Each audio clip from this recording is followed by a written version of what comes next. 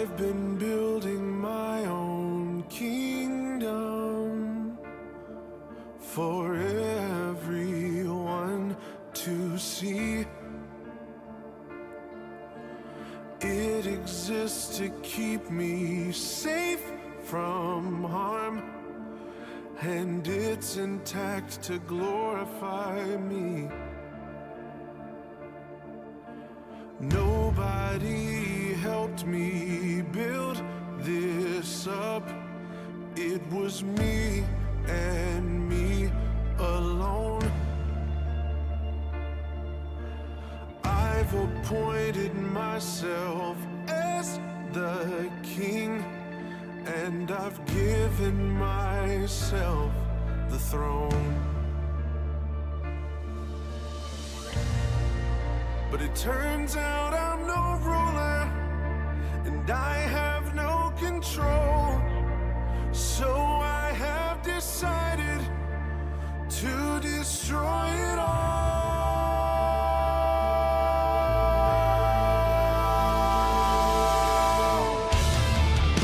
I'm tearing down the walls, kicking down the doors. Everything inside this kingdom is yours. 'Cause what I've made is worthless, and it cannot stand. Come and breathe some life into my empty, cold, dead end. Down with the fickle king, away with this fantasy. You are the one I need. Death to the kingdom of me. Death to the kingdom of me.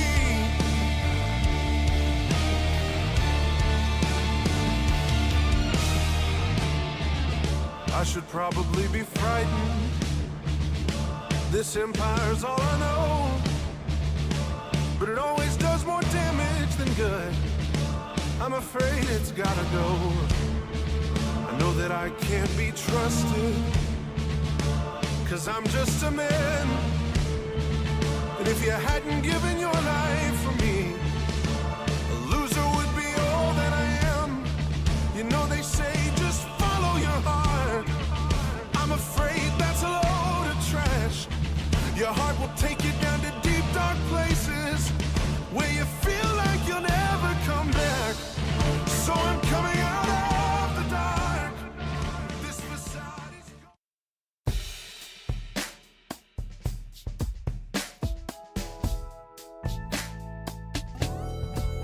I woke up feeling like it was time to tighten up. Yeah, I woke up feeling like it might be a good day to get it done.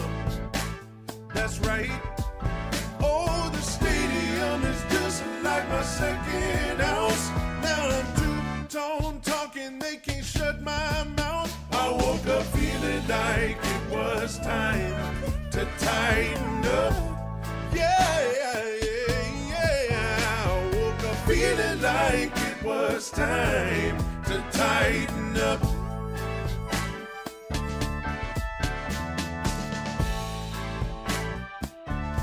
Oh, what's going on, everybody? Welcome back to the Two-Tone Talk by God Pod, live on a Monday afternoon.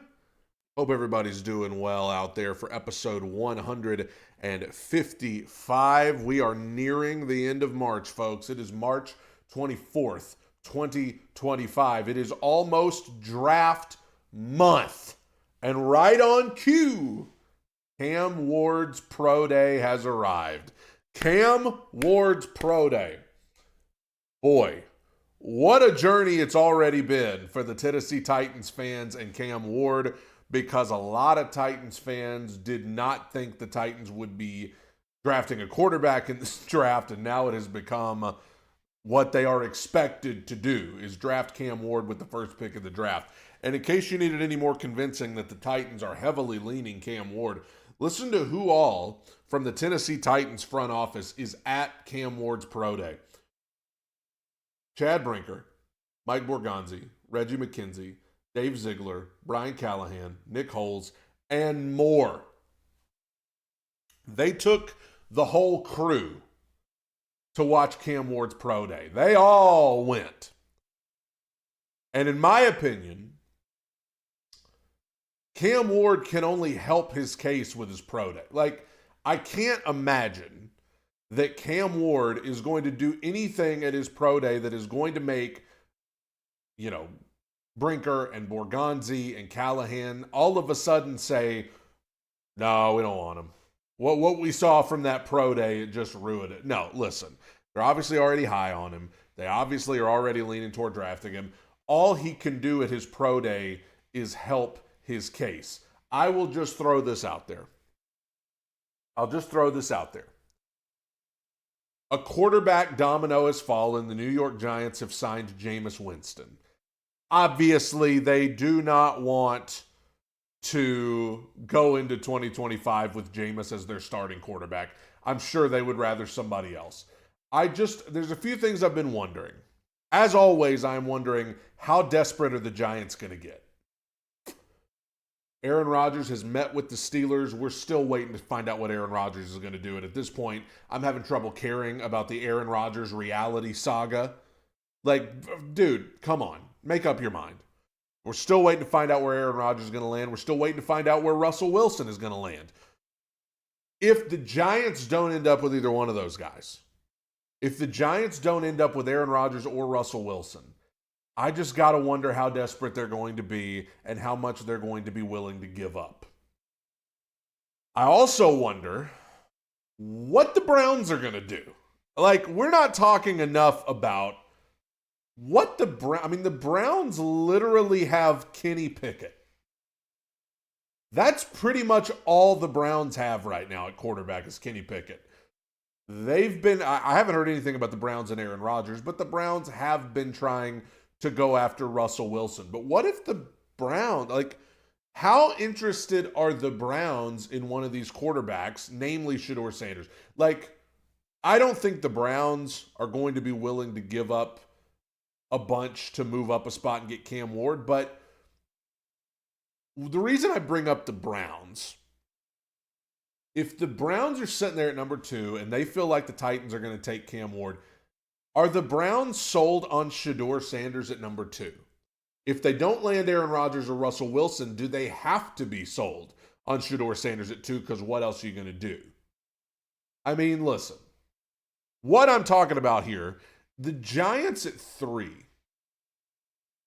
Would it be possible that they would be willing to trade up to 2? If they felt like, if the Giants are sitting there and they feel like, hey, the Titans are going to want us to sell our souls like we're John Cena. They're going to want us to sell our soul to get up to number 1 to get Ward. We're not willing to do that. But would the Browns be willing to, say the Browns land Russell Wilson and they feel good with Russell Wilson in 2025. If you are the Giants, do you not feel like you could get a better deal to move up a spot with Cleveland and take Shedeur Sanders? I don't know. I just think there's so much.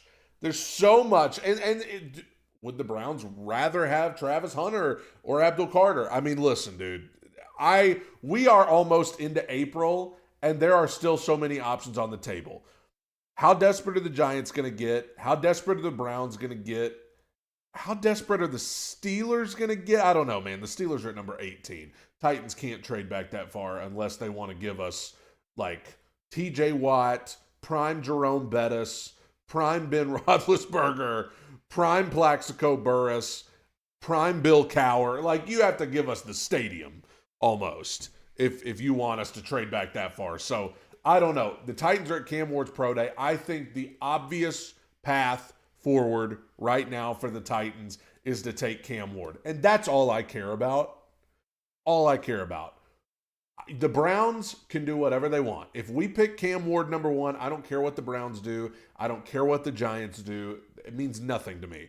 All I care about is in terms of the Titans, what it means for them.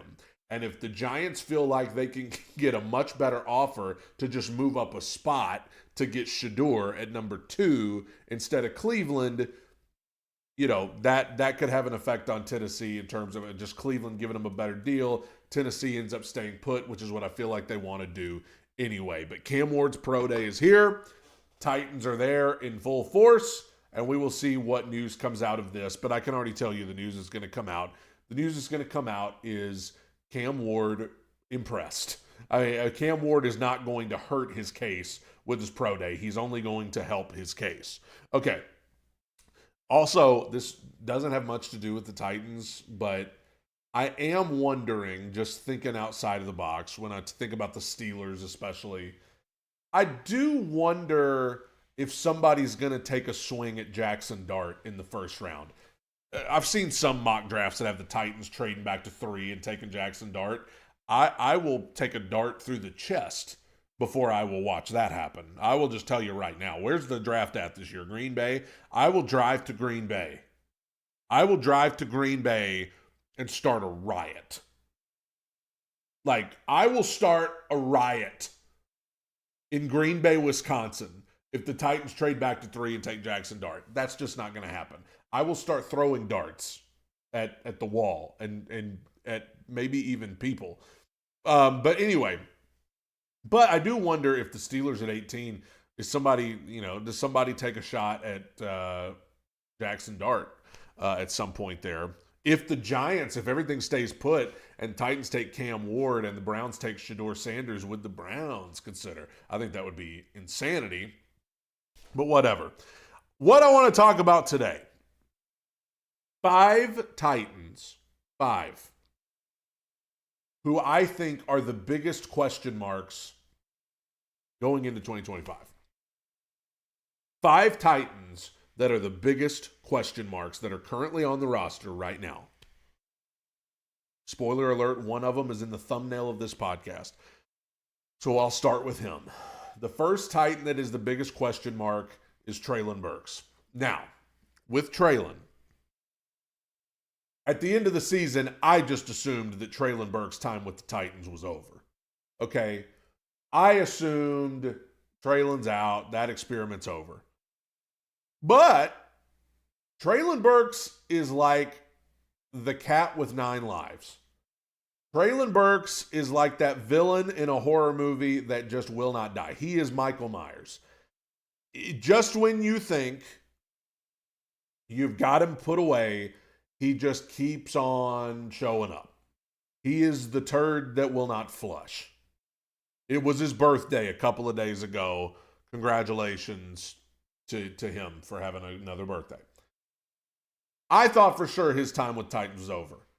But now as I see things unfold, we already knew Calvin Ridley was the only sure thing coming back in 2025 on the wide receiver group.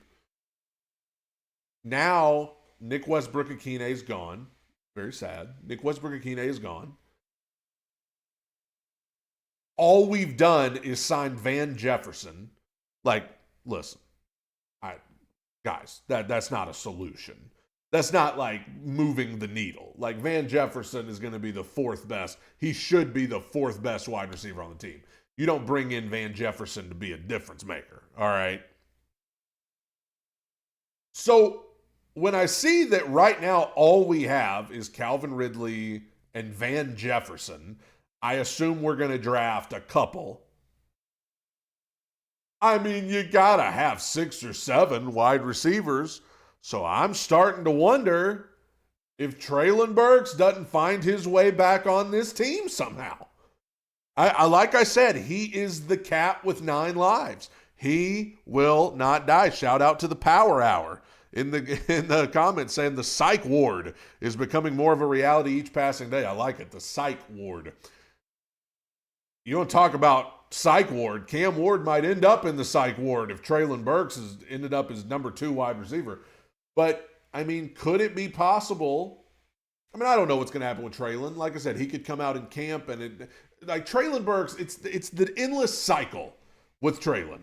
Training camp rolls around and he comes out and he looks good and he looks like he's in great shape and he makes some nice plays that get posted on the Titans X account and everybody sees Treylon looking good in practice. And then the season gets here and he does nothing, gives very little production, and then he gets hurt. It's the Treylon Burks cycle of shame. And I'm not falling for it again. If he is back on this team, I don't care how many training camp videos they give us. I don't care how many, nice plays he makes in scrimmages. I will not buy it until I see it on an actual field. I would have guessed Treylon had no shot to be back, but when I see the moves that the Titans are making and not making at wide receiver, I just wonder, do we end up with Ridley? Do we end up with a second rounder? Do we end up with Van Jefferson, a late round draft pick, Bryce Oliver and Treylon? I mean, maybe that's where we land with Treylon. I don't know. But it's a question mark. And listen, good for him. Because when the offseason started, I didn't think it was a question mark at all. I thought he was gone. Now it's up in the air. Seeing what the Titans have going on at wide receiver, he might be back. He's still on a rookie deal, so it's not like it's going to be, expensive to keep him around. And also, the only thing I will say, I mean, would a team be desperate enough to give us something in a trade for him? I doubt it, but I also see that we got a 6th-round pick for Kenneth Murray. So, I mean, listen. As Kevin Garnett once said, anything is possible. But the first of the 5 question marks going into 2025 is Treylon Burks. The second question mark is Will Levis. But this one is becoming less of a question mark to me with every passing day. Will Levis is still on the team. It is being sold to us that Will Levis is going to have a chance to compete. Will Levis is going to have a chance. At best, at this point, at best, Will Levis is going to be competing for the backup job with Brandon Allen. But I don't think, like with every passing day, I think the chances are less likely that Will Levis is on this team in 2025. I've seen Tyler Rowland at Locked On Titans talk about this, and I could not agree more. If you draft Cam Ward, you simply must try your best to trade Will Levis. You got to get Will Levis off the team if you're going to draft Cam Ward. Why? You tell me, folks. Imagine you get promoted to manager at your job. You have the job for a year, and for whatever reason, it doesn't work out. And then the next year, they hire a new person to be manager, and they tell you that you can stay the assistant manager to the new manager who they hired because you weren't doing a good enough job. Would you want to stick around? If you did stick around, would the vibes be high? Like, imagine, you're Will Levis. You had a year. It sucked. They gave you a shot. It didn't work out. And now they have essentially drafted your replacement. What do you think the vibes in the locker room are going to be like if you have Cam Ward and Will Levis just hanging out? Like, you can give all of that player speak with Will saying, well, I'm going to try to help him. We're going to get along great. But come on. Will Levis got a big old personality. Cam Ward does too. It's like mixing oil and water. Power Hour said you don't have your ex and your new boo in the same house. You don't have your ex and your new boo in the same house. If you do, the house is going to go up in flames. Amnesia in the super chat said trade Levis and Burks with a 4th-round pick to the Giants for their 3rd-round pick. Grab Cam at 1 and Hunter or Carter. I just don't think that's happening. I don't think that's happening. But, listen, I've seen stranger things, I guess. But, anyway, the tension that would cause in the locker room is not worth it. If you draft Cam Ward, you need to trade Will Levis immediately. And we need to just go with Cam Ward, Brandon Allen in 2025. There's no way you can keep the locker room undivided if you have both Cam Ward and Will Levis here. So I think you got to trade Will Levis. But as of right now, it is still debatable. That is why I still have him as a question mark, because who knows? What if they don't draft Cam Ward, guys? What if they don't draft Cam Ward? What if they don't go quarterback? Does that mean we're stuck with Will Levis and Brandon Allen in 2020? About threw up just talking about it. The third question mark, I'm staying on the offensive side of the ball. This might be an unpopular opinion. The third question mark to me is Tyjae Spears. Talented guy, very fast, very quick. We've seen the impact that he can have. I worry about his injuries. Hurt a lot. He's hurt a lot in 2025. So much so that 1-2 punch that was supposed to be Tony Pollard and Tyjae Spears kind of just became the Tony Pollard show. I just wonder how iffy the Titans are going to be on Tyjae Spears going into 2025 due to his injuries. Especially since this is a good running back class in 2025, I could see the Titans maybe drafting a running back at some point late in the draft to come in and provide some competition there. I'd still like Tyjae when he's healthy. I think he can do a lot of great things, but it's the injuries, man. The injuries worry me with him. He's hurt a lot. When he's in there, he's an electric player, but he's hurt a lot. We saw it in 2025. He missed a lot of time. So I hope that's not an outlier for where we'll go with Tyjae, but for right now, sure feels like he's hurt a lot. The fourth. Oh, the Power Hour. Is that true? Power Hour says Titans took Cam Ward to dinner last night per Paul Kaharski. Let's go just check out what Paul Kaharski said. Let me see.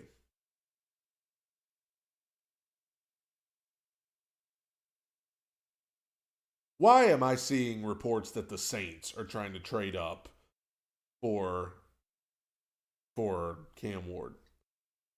Titans took Cam Ward to dinner last night.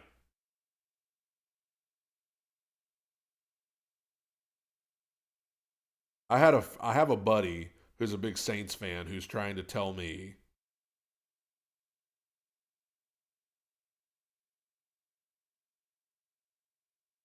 I'm texting him back.